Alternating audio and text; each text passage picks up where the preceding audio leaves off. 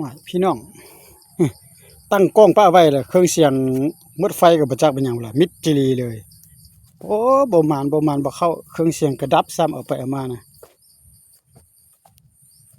นี่ต่ออยู่เส้นทางนี่บ่ได้มาต่อจักเถื่อใดฮอดอยู่พุ่นเออเบิ่งเครื่องเสียงก่อนพี่น้องโอ้ไฟดับไฟมืดพี่น้องนั่นโอ้ยไฟบ่มีพี่น้องนี่นั่นอ๋อไฟมืดพี่น้องบ่ได้ละจะได้กลับละนี่โอ้ยพี่น้องบ่มานอีกแล้วบ่มานเครื่องเสียงก็มืดก่อน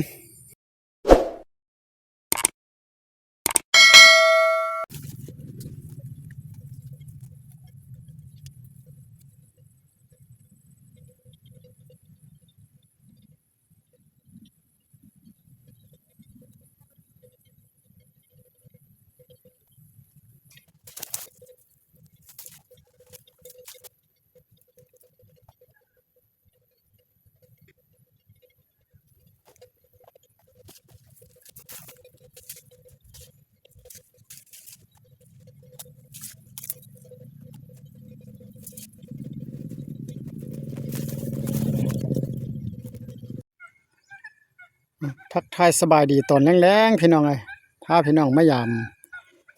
นี่สิ่งดักนกตออยู่แล้วพี่น้องเอ้ยตอไว้ใส่สิ่งห้าหลังนะจะพาพี่น้องไปเบิ่งก่อนอยู่บอนไกลๆนี่แต่ว่ามีคนเขาเจ้ามาเลี้ยงงัวควายนะเขาว่ามื้อเช้ามีคนมาแล้วว่าซั่นมาตอแล้วแต่ว่าเอาจังก็บ่ฮู้เด้เขามาแรงเด้ไปถือบ่ถือก็จะไปยามก่อนพี่น้องเอ้ยย่างไปนํกันเดี๋ยวนี้ก็เปิดเครื่องเสียงอยู่นี่ล่ะ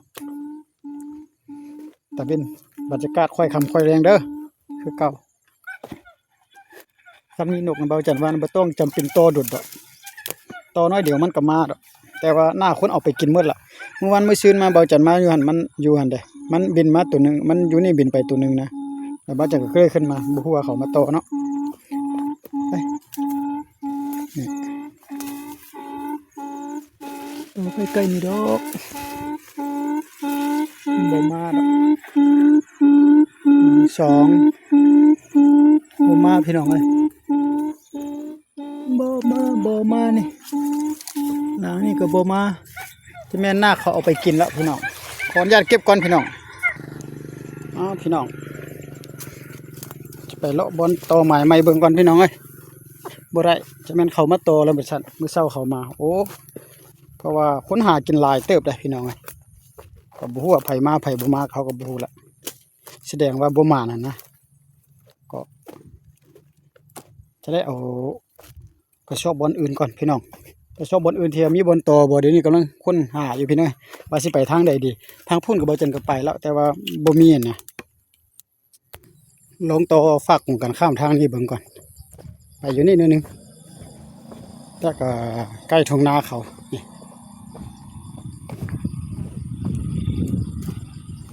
ต่ออยู่ตามเส้นทางนี่แหละผ้าก็ไม่ได้เอามาพี่น้องเลย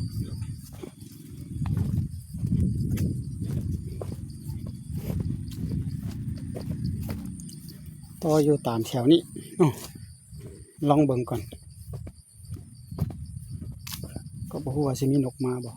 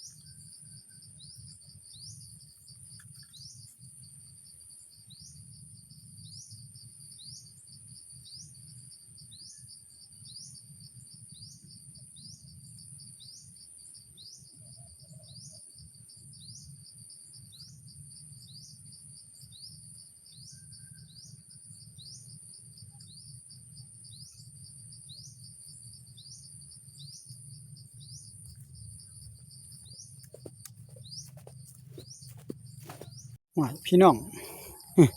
ตั้งกล้องป้าไว้เลยเครื่องเสียงมืดไฟกับประจักษ์เป็นหยังล่ะมิดจิลีเลยโอ้บ่มานบ่เข้าเครื่องเสียงกระดับซ้ำเอาไปเอามานะนี่ต่ออยู่เส้นทางนี่บ่ได้มาต่อจักเถื่อใดฮอดอยู่พุ่นเออเบิ่งเครื่องเสียงก่อนพี่น้องโอ้ไฟดับไฟมืดพี่น้องนั่นโอ้ยไฟบ่มีพี่น้องนี่นั่นอ๋อไฟมืดพี่น้องบ่ได้ละ